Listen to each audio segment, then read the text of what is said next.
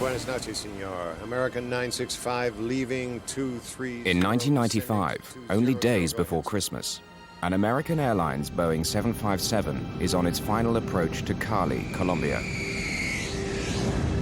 Cali approach, American 965. The pilots are calm and relaxed. They don't know they've made a terrible mistake.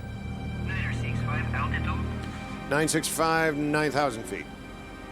They've strayed more than 10 miles off course and no longer have a clue where they are. Oh, shit! Hold up, baby. In complete darkness, the jet carrying 163 passengers and crew is heading into mortal danger. Okay. I think we knew that something imminent was around the corner. Up, baby! More! Up!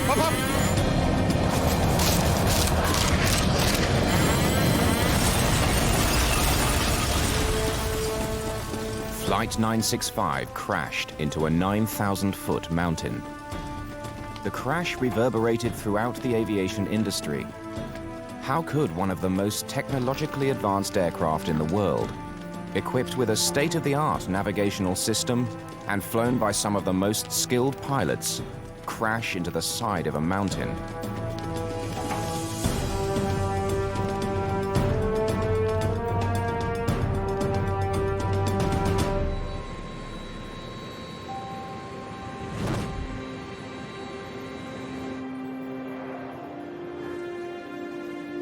On December the 20th, 1995, American Airlines Flight 965 is preparing to depart Miami International Airport. Make our slot, bud. Well... Its destination is Cali, Colombia. Flight 965 is scheduled to leave at 4:40 p.m., but has already been delayed for 30 minutes at the gate to allow for connecting passengers. Surely gonna call us any second now.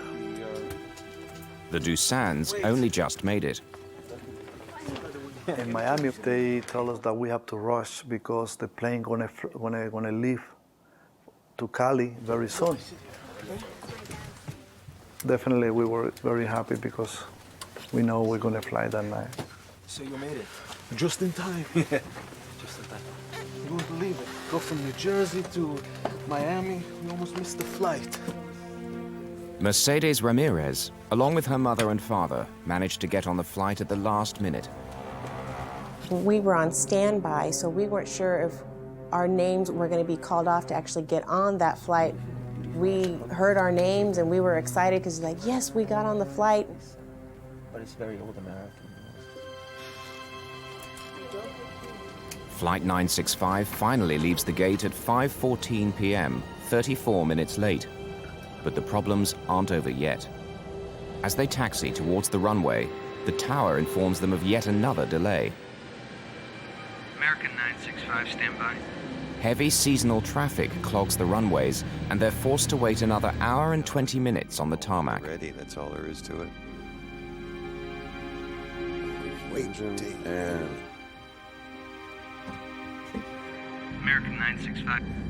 Finally, 2 hours late, Flight 965 is cleared for takeoff. 27 right. Fly the runway heading. Clear for takeoff. Merry Christmas. Cleared for takeoff. 27 right. American 965. You do a great job. Good night. Captain Nicholas Tafuri, aged 57, is in charge of Flight 965. He's one of American Airlines' premier pilots, with more than 13,000 hours of flying experience, over 2,000 of them in the 757. He'd flown to Cali only 6 days earlier. 200, the heading. Climb to 16. That's 16, American 965. At the controls is First Officer Donnie R. Williams, age 39. Although he's been flying for American for 9 years, Flight 965 is his first trip to Cali.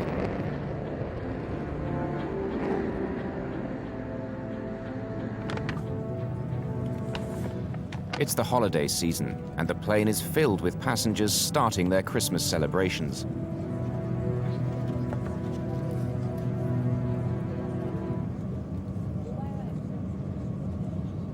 Everybody on that plane was either going back home for the Christmas holidays to visit their family, so I think everybody was just happy and excited to go back. The day of the flight, December the 20th, is a very special day for passenger Mercedes Ramirez. Mercedes is a university student from Missouri.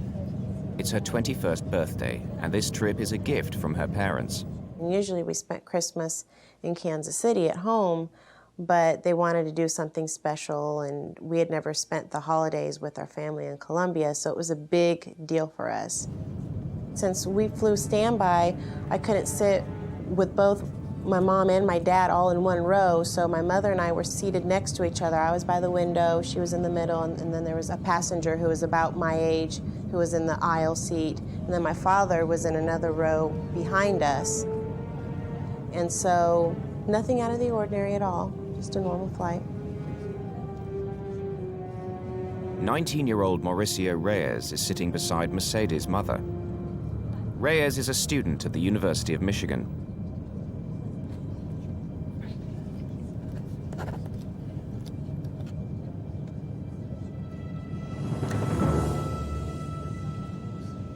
Gonzalo Dusan and his wife Nancy and their two children, Michelle and Gonzalo Jr., are seated nearby.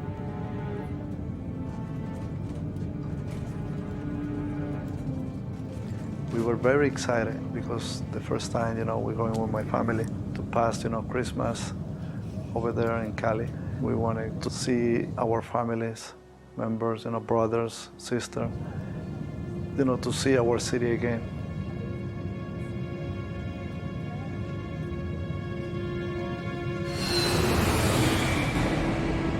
Two hours and 45 minutes into the flight, the plane is cruising at an altitude of 37,000 feet and on a pre-programmed flight path heading towards Cali's airport. 36 miles.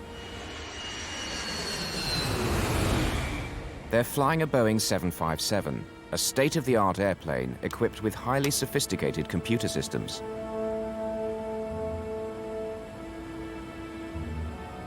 When programmed with the appropriate data, the onboard computer, known as the flight management system, can control the aircraft from takeoff to landing. It can be a pilot's best friend, or in the case of Flight 965, their worst nightmare.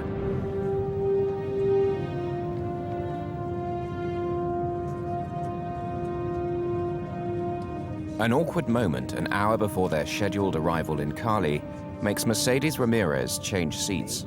My mother had been talking to the college student who was next to her, and I think she was trying to kind of set me up with him because she kept on saying, oh, well, my daughter's in college and my daughter's this and my daughter's that. So I was very embarrassed. So I got up from my seat and moved to the row behind us, and I sat with my father. The seemingly trivial decision will prove to be her lifesaver.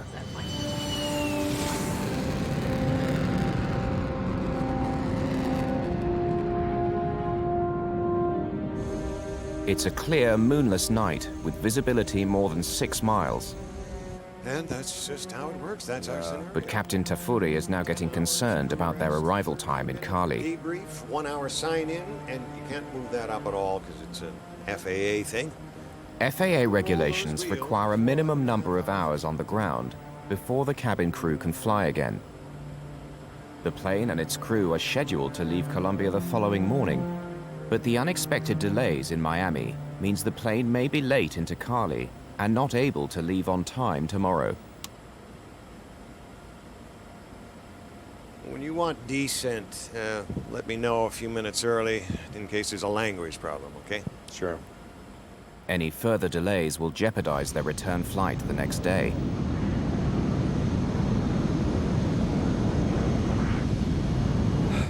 Well, let's see, we got 136 miles to the VOR and 32,000 feet to lose and slow down to boot, so might as well get started. If they land within the next 25 minutes, they'll beat the deadline. All right, sir. And if you'd keep the speed up on the descent, it'd help us too, okay? Okay. Okay, Gonzalito, let your sister sit beside the window. Gonzalo Dusan's children quarrel over the window seat, not knowing that the consequences will be dire. And I remember I told them, before Cali when the plane starts to lose altitude. So we're going to see the valley, the city, very nice with a lot of lights on it, because usually by December, by Christmas time, they decorate, the mountains with different colors, lights, and everything. Then they start to fight for the window side. And I was fighting with my brother, Gonzalito. We were fighting for the window. Okay, Gonzalito, let your sister have a chance by the window. And I'm like, oh, I want to see the lights, I want to see the airport. And he got mad. Okay, Michel, you go sit by you. Go sit with your cousin.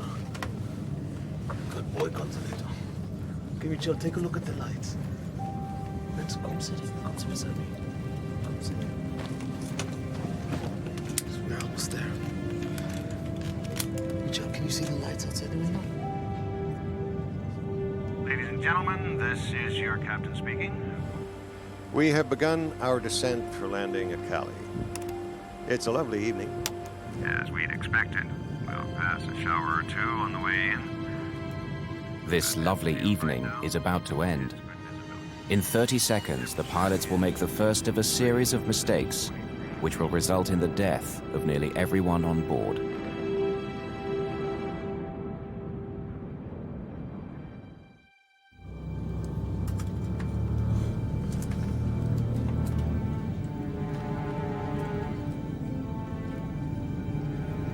American Airlines Flight 965 is on its final descent, roughly 63 miles from Cali.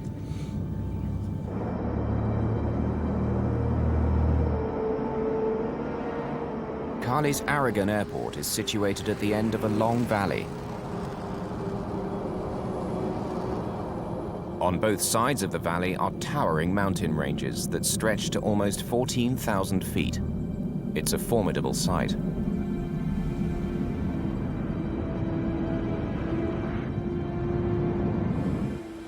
One of these nuts done? No, thank you. You want your water? You want to wait until we get on the ground about your water? Oh, I'll wait for the ground. To guide the plane on its proper pre-programmed flight path, the aircraft must pass over a series of waypoints. These are generally radio beacons at fixed positions along the route. The plane's computer picks up the signal from these beacons, one after the other, and guides it safely to the destination. Flight 965 is now approaching the waypoint called Tulua. Tulua is a radio beacon at the head of the valley which leads to Cali. After passing Tulua, they should fly down the valley and pass over the final waypoint called Rosso. Then they fly past the airport, turn right, and land from the south. She did really well. È molto interessante. È molto interessante, sì.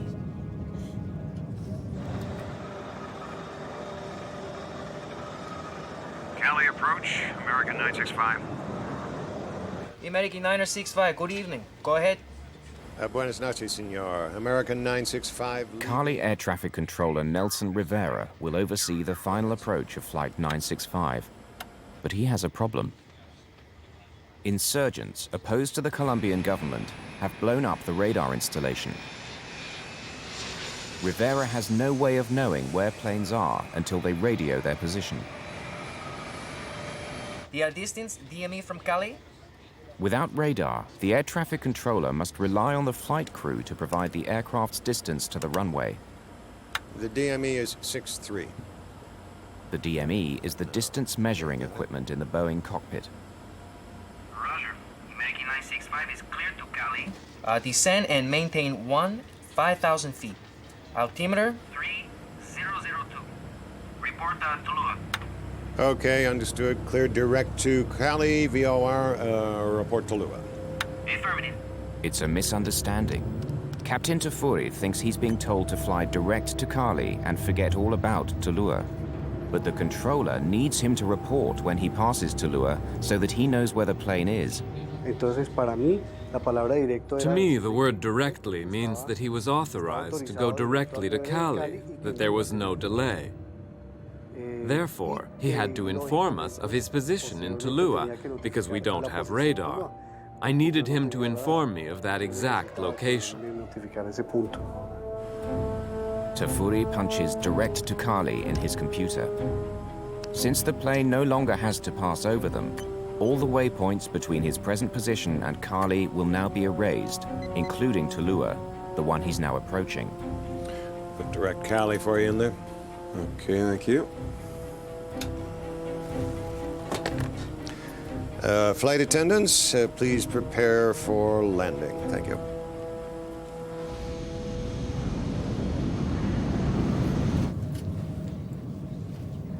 And I remember they gave us the order to put the back of the seat straight.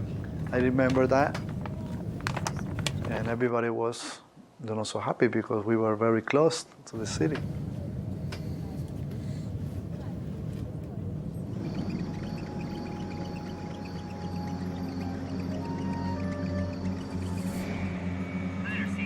"11 minutes before their estimated time of arrival. Go ahead, please. Sir, the wind is calm. Air traffic control asks the flight crew if they'd like to land on runway 19, You want to shoot the 19 straight in? instead of their planned approach to runway 01. Yeah, we'll have to scramble to get down. We can do it. Yes, sir. We'll Need a lower altitude right away, though. Roger. The American 965 is cleared to VOR DME. Okay. The pilots are pleased. Runway 19 is a straight-in approach from the north.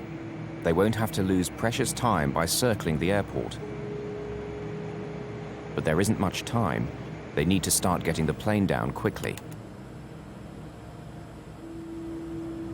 Williams deploys the speed brakes. The brakes are flaps on the top of the wings. When they're raised, they reduce lift and increase the plane's rate of descent. Approach runway 19. Roto number 1 arrival. Report. This split-second decision to land on runway 19 sets off a chain of events that will end in disaster. Arrival, we'll report VOR. Thank you, sir. Report Tulua, VOR. Report Tulua. I gotta give you a Tulua first of all. You want to go right to Cal or to Tulua? I thought he said the Rosso 1 arrival. Yeah, he did. We got time to pull that out. Events begin to unravel very quickly in the cockpit. The pilots have to locate the new charts for the approach to 19, enter the new route into the computer, and still fly the plane. And Tulua 1 Rosso. Yeah, there it is. See, that comes off Tulua. They're getting totally confused. The controller keeps asking them to report when they've passed Tulua. But having erased it from their computer, they have no idea where it is. Map should be. Captain Tafuri asks the tower if they can forget Tulua and fly directly to Rosso, their last waypoint before the runway. Can American Airlines 965 go direct to Rosso? And then do the Rosso arrival, sir. Affirmative. Take the Rosso 1 and runway 19. The wind is calm. All right, Rosso. The Rosso 1 to 19. Thank you, American 965. Report Tulua at 21 miles and 5,000 feet. Okay, report. Tulua. The 21 controller is still miles asking them to and report passing the Tulua beacon. Without radar, he doesn't realize that they're already past it and are speeding down the valley towards the airport. Captain Tafuri now makes another fateful decision. Having decided that they're going to head for the Rosso waypoint instead, he punches R into his computer. The computer database responds by offering a list of more than 10 waypoints to choose from, all beginning with R. Normally, the nearest one, Rosso, would be at the top of the list, but tonight it's not. Captain Tafuri doesn't notice and pushes the execute button.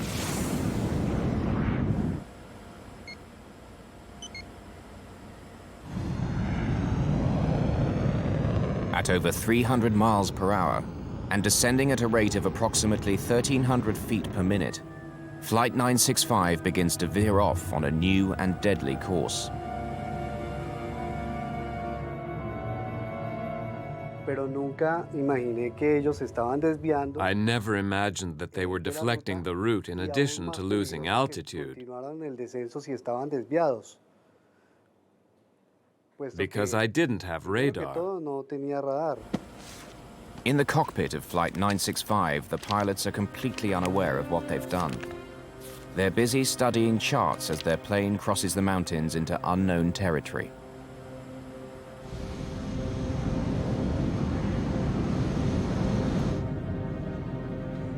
For more than a minute, American Airlines Flight 965 has been turning off its proper course and into the mountains. Captain Tafuri and First Officer Williams suddenly notice that their aircraft is taking them somewhere that they don't want to go. We're going out to... Let's go right to Tallulah, first of all, okay? Yeah, where are we headed? 17-7. Captain Tafuri is floundering in the pitch darkness. If he could only find the Tallulah waypoint, he could get his bearings. He switches from one computer system to another and then manually enters the radio frequency for the Tallulah beacon. Okay, I'm getting it. 17-7 just doesn't seem right on mine. I don't know why. Left turn. So you want a left turn back around to ULQ? Nah, hell no. Let's press on to... Press on to where, though? Tallulah.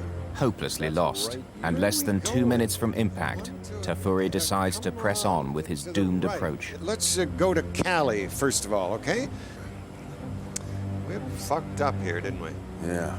Go direct CLO. How did we get fucked up here? Come to the right now. Come to the right now. The pilots don't know it, but when the plane veered off course, it crossed over the mountains. They're now in another valley, parallel with the one they should be flying down.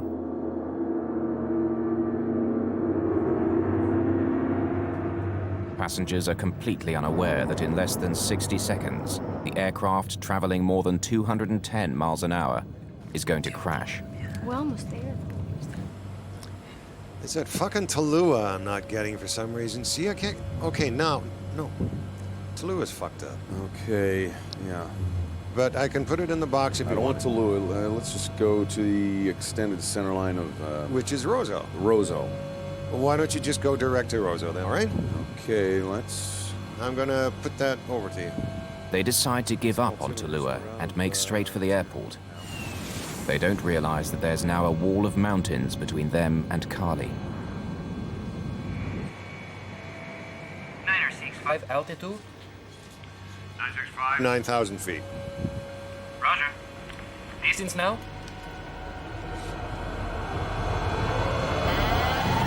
The plane's ground proximity warning system is telling them they're about to crash. 965, this is Cali approach. Can you hear me? Y ya no me contestó. He didn't answer. No me volvió a contestar. He never answered again. Easy does it! Easy does it! I could feel that we were just violently just going up. And I felt like I was in a roller coaster ride or something, and the turbulence was absolutely horrible. And by that time, people were screaming, and everybody knew on the flight that something was very wrong. Too low. Terrain. Easy does it! Easy does it! Up, baby! Instinctively, I reached over and I grabbed my father's hand, and I put my head in my lap. In my mind, I just kept on thinking, come on, just straighten it out, straighten it out. Up, baby! More! Up! These were the last words on the cockpit voice recorder.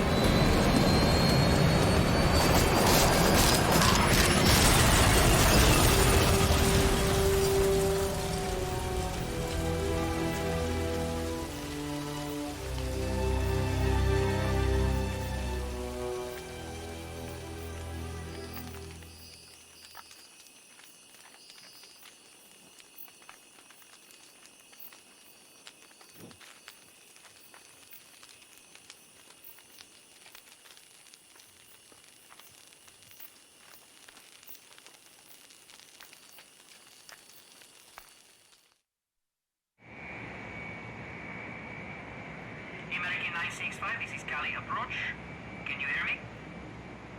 At 9:42 p.m. on its final approach to runway 19, American 965, can you hear me? American Airlines Flight 965 seemingly vanishes without a trace. American 965, this is Cali approach. Can you hear me?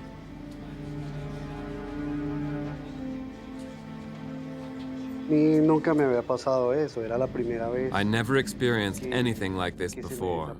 This was the first time that I lost a plane and the crew was not responding. Es muy difícil asimilar It is ese very momento. difficult to grasp the moment. Cuando la aeronave no contesta, uno When the mira plane hacia didn't afuera, answer, que nosotros I trabajamos looked en el outside torre, from the y control miraba tower. hacia afuera. En I ese could momento see from empezamos a there the buscar. sky. El tiempo estaba muy bueno. I started to look for the plane. The night was clear, and I thought I could see the plane coming. But in this case, I never saw the plane. Nunca vi la aeronave. Moments after the plane's scheduled arrival, airport monitors indicate a 7-minute delay. Friends and family wait with anticipation for the arrival of their loved ones.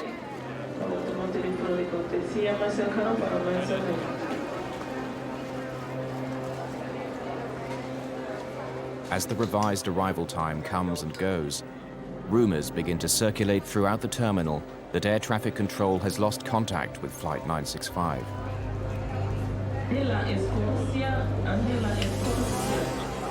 In an instant, joy turns to shock as cries that the plane has crashed spread throughout the terminal.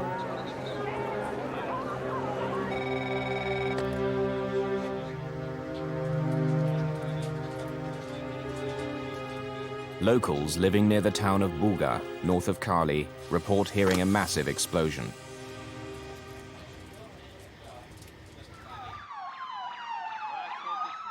Rescue teams race to the town, which lies near the base of a local mountain range that stretches as high as 10,000 feet.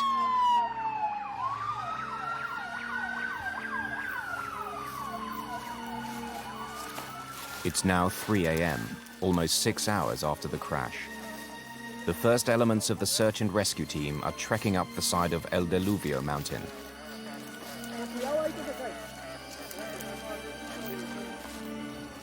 There are no roads. It's completely cut off.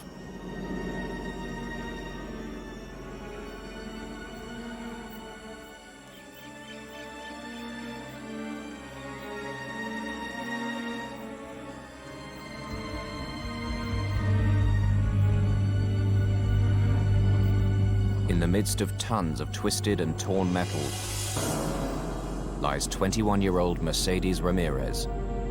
Her last memory prior to impact is grabbing her father's hand and the deafening sound from the back of the plane of the tail section striking trees. The next memory I have is the next day. It's daylight. I wake up and I see the sunlight around me, and I don't know where I am. And what's around me looks like a landfill, like a trash dump. And so as I'm laying there, I'm thinking, where in the world am I? Mercedes is critically injured with severe internal injuries and a shattered leg. Help! Is anybody out there?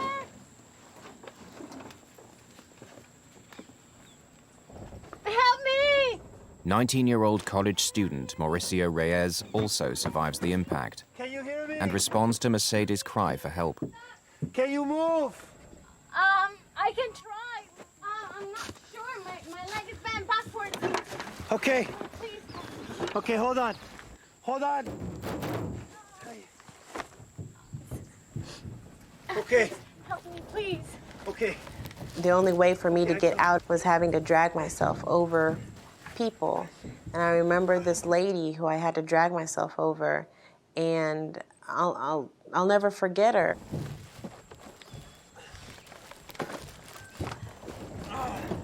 Looking back, I think, oh my goodness, that was someone's mom, or that was someone's sister, or someone's wife. But at that time, she was just an object that I needed to get over to get out. Can you move? Can you stand up? I think my leg is broken. Okay, we'll try. Okay. Okay. 1, Okay. 2, 3. And when he lifted me was when the first time I actually felt pain. It just felt like an electrical current going up and down my leg. So he laid me back down, and then he went off to try to find help. Okay? Okay. Just stay here. Okay. Okay. Okay. Okay. Okay. Anybody out there? While I was laying there, more of the thoughts that were coming into my mind was, why me? Why did this happen to me? At first light, the Colombian Air Force starts searching for the crash site. They were unable to leave earlier because they had no night vision equipment.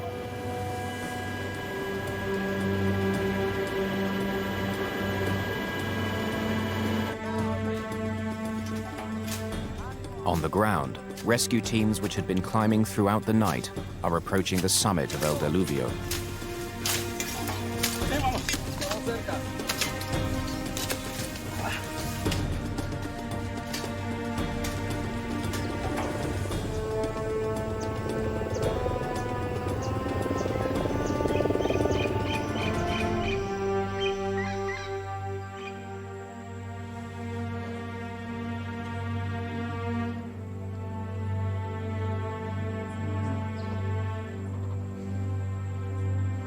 When I wake up, I start to feel the pain in my back.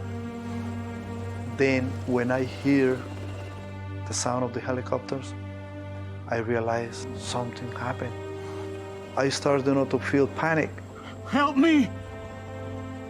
Someone please help me! Daddy, I'm here. Papa. Michelle? Gonzalo Dusan's 6-year-old daughter Michelle, still strapped in her seat, answers her father's desperate call for help. Keep talking to me, okay? Michelle? So I realized that my daughter was alive too. Then I start to crawl to try to look for where the voice of my daughter coming from. Michelle, please, I'm coming. Where are you? Dusan struggles to crawl through the broken and twisted cabin to reach his daughter, but she's pinned beneath the wreckage. Ow! Ow! My leg hurts. When the plane crashed, my legs, I had my seatbelt on, and I guess the crash was so deep that my legs, like, speared into the ground. Okay. I tried to move myself, but my legs hurt. They hurt really bad. I couldn't pick myself up. Daddy, it hurts. Okay, Michelle. I'm going to get some water for you soon and bring it back, okay? Then I try to crawl more to try to get out. Despite a severe back injury, Dusan manages to crawl towards a small open section of the fuselage. I saw a hole behind me, and I said inside me, God, help me to get out from here. Help us! Over here! Help us! When I get up of the fuselage of the plane, I remember my son talk to me. Gonzalito!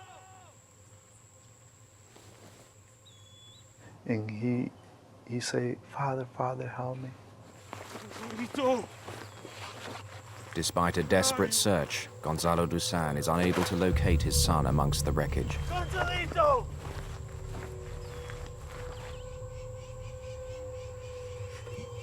Realizing there's no way to get off the mountain by foot, the survivors of Flight 965 are still unsure if they will ever make it. The temperatures have fallen dramatically, and without protective clothing, they could die of exposure in a matter of hours. Stay awake for Papa, okay? Okay, Michelle?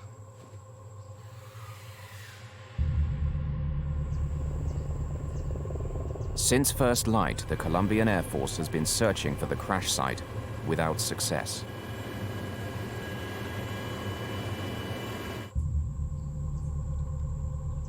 With each passing minute, the 4 survivors, all gravely injured, take one step closer to death.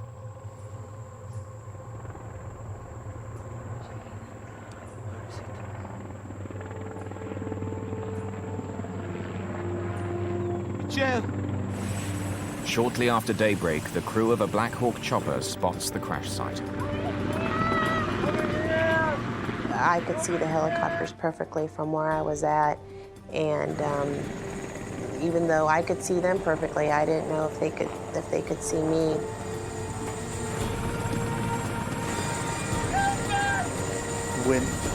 When I saw the helicopter very close to the trees, to the top of the trees. I started moving the blanket. I started moving the blanket. Then so I say, oh, they saw me. They're coming for us.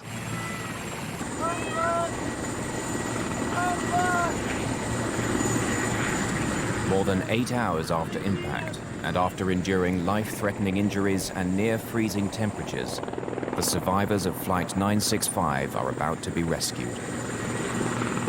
People finally know that we're here, and they're finally here to rescue us after so many hours of being stuck on that side of that mountain. So seeing them was one of the greatest things ever.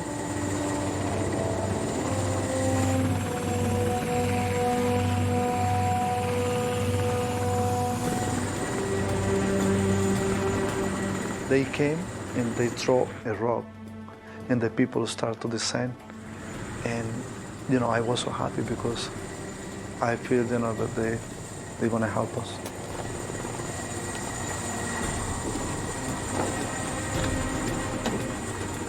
The first thing I told them, my son is alive.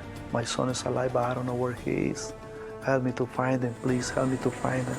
And my daughter is alive, I told them. She's inside the fuselage. As the rescue team divided up, one went into the fuselage to free Michelle.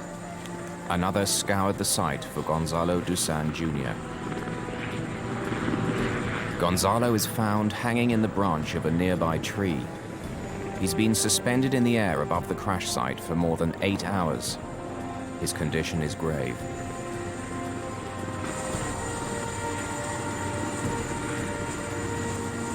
Mauricio Reyes is the first to be airlifted off the mountain.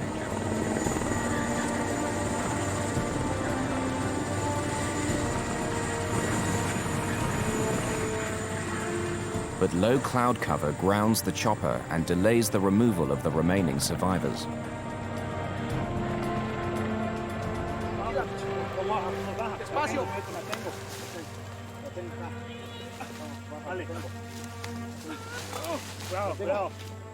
Fearing that Michelle Dusan may not survive the weight, volunteers decided to take a calculated risk. They fashioned a makeshift stretcher out of a piece of the wreckage and began to evacuate Michelle off the mountain by foot. Shortly after Michelle Dusan left the crash site, the weather clears and the remaining survivors are airlifted to a base camp halfway down the mountain and then to hospital for emergency medical treatment.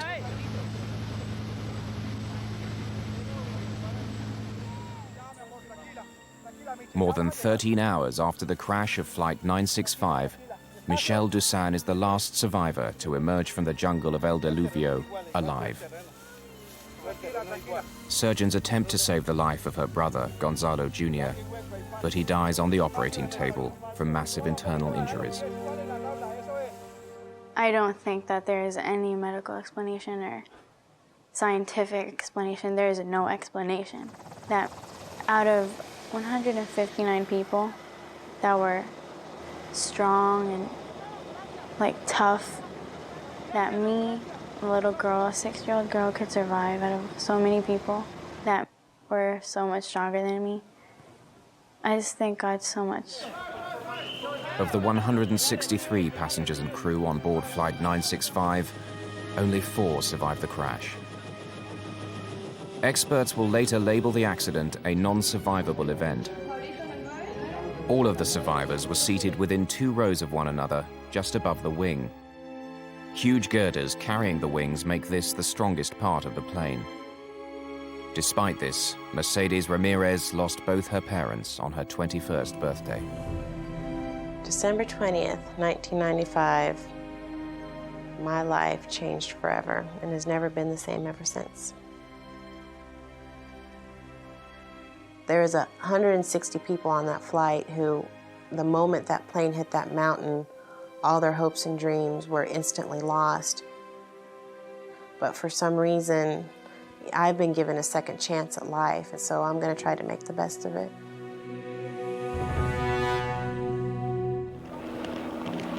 The successful evacuation of the survivors led to the gruesome task of recovering the bodies of the 159 souls who perished on the slopes of Mount Diluvio. Investigators now descend on the crash site to try to find out how one of the most sophisticated airliners, equipped with state-of-the-art technology, could veer off course and crash more than 35 miles from the airport. The investigation was led by Aeronautica Civil, Colombia's equivalent of the FAA. Assisting the Colombians were investigators from the U.S. National Transportation Safety Board, including Dave Ivey. The wreckage and debris report indicated that the airplane actually impacted the eastern side of the mountain as it was trying to proceed back west to get into the valley. And the main body of the wreckage cleared the mountain top, or the ridge, I should say, and landed over on the western side, which is inside the valley area. Also following the investigation was Dave Simon, an airline captain who knew the Cali approach well. In the days that followed the crash, the industry was shocked. They were shocked because they didn't know how could a sophisticated airplane like the 757, flown by a well-respected international carrier like American Airlines with well-trained crews, get so far off course. Nobody could figure out how did it happen, why did it happen.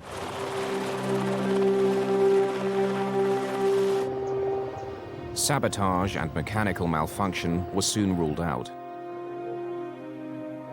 Attention began to focus on the action of the flight crew.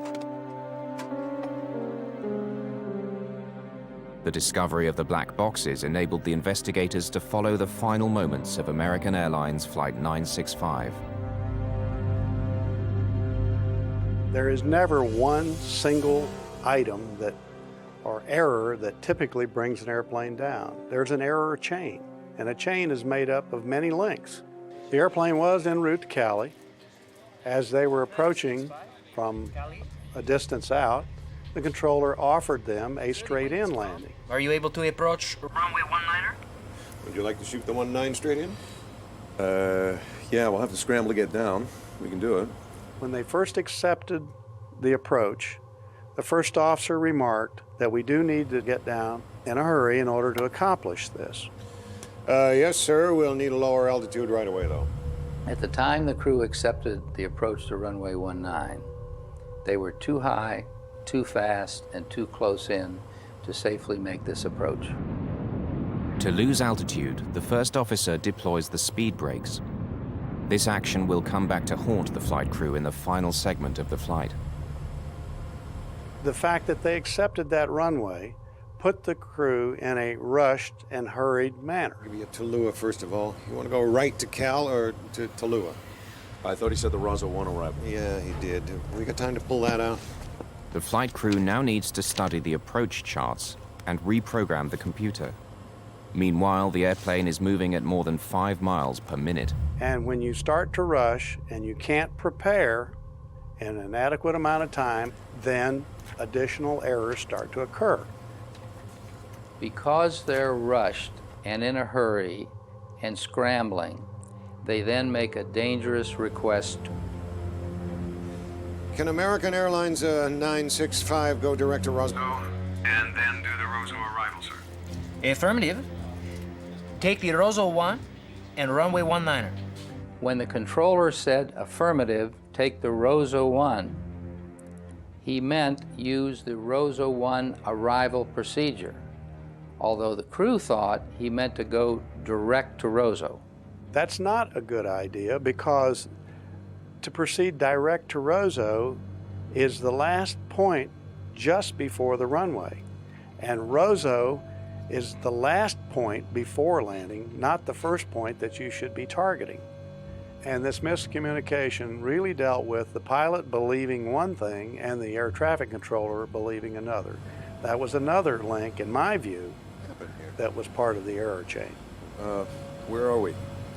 The crew looks at their charts in front of them, and they see the fix Rosso, and it is identified by the letter R. So they naturally put R into the computer, thinking it will take them directly to Roseau. The computer offers a list of R's to choose from, but unbeknownst to the pilots, none of them is Roseau. Habit has shown, and the system is designed to place the one that is closest to your airplane first. And so here was an R that showed up first, and he selected that. A map display in front of the pilot shows the proposed course to the waypoint he's selected. It will take the plane left into the mountains. According to American Airlines procedure, prior to executing an input such as this to select the R, you confirm with the other pilot, does this look correct to you? 965, 9,000 feet. This clearly was not done. If it had been, they would have seen a dotted line showing a provisional path from the nose of the airplane, turning and going back to about their 7 o'clock position. Captain Tafuri hastily presses the execute button. In aviation, we call that fast-fingered Freddy.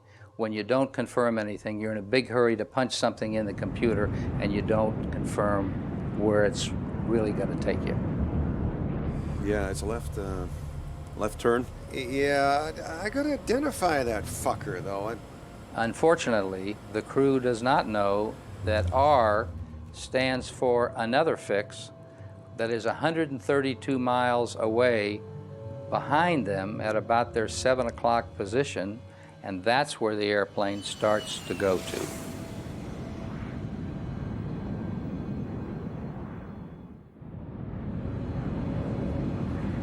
The flight crew of American Airlines 965 has unwittingly directed their aircraft off its intended course and into mortal danger. Where are we? The plane was simply doing what it was programmed to do. In this case, it's to fly to Bogota, 130 miles away. More than a minute into the turn, the pilots are unaware that the plane is flying away from Cali and is heading dangerously off course. The first officer's getting the charts out, the captain's getting the charts out, they're trying to tune radios. No one's flying the airplane, no one's watching what happens, and they assume that the automation is going to take care of them. Sometimes it will, but in this case it didn't. Where are we? We're going out to... Let's go right to Tallulah, first of all, okay? Yeah, where are we headed?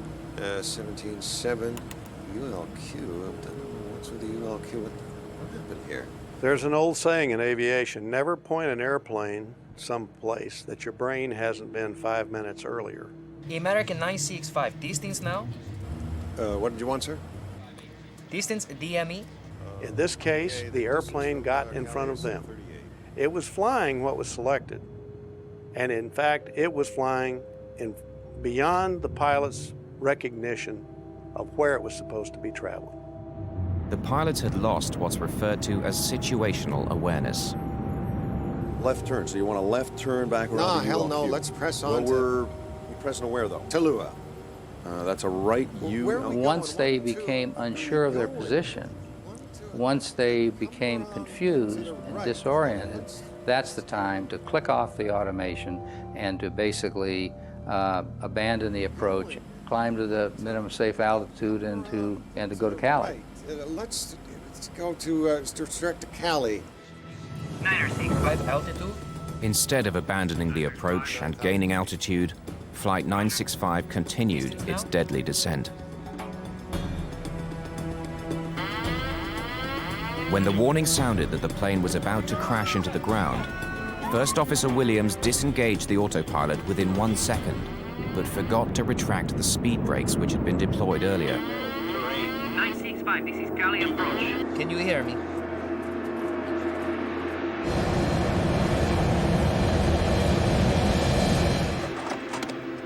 According to the official report, had they remembered to lower the speed brakes, the plane could have cleared the mountain with room to spare. This accident is known as a CFIT accident, which means controlled flight into terrain. By that I mean the airplane was controlled by the crew, and it was a perfectly normal functioning airplane, and the crew flew the airplane into the mountain. It's one of the leading causes of accidents over the last 100 years. and still is a problem. Both these pilots were experienced pilots flying the 757 for American Airlines. And both these pilots were good pilots. And I think it's like anything else. Two good pilots were led astray by a problem that they were trying to figure out. And at the time, they failed to do the basic thing, fly the airplane. A court eventually ruled that the pilots of Flight 965 had shown willful misconduct during the approach to Cali Airport. Survivor Mercedes Ramirez, who lost both her parents, continues to deal with the crash. I think this was a classic textbook case of everything you should not do when flying a plane. Hopefully it's a wake-up call to pilots that no matter how many times you've flown to a city, you just have to be alert and aware, because every little move that you make, you have the lives of people in your hands.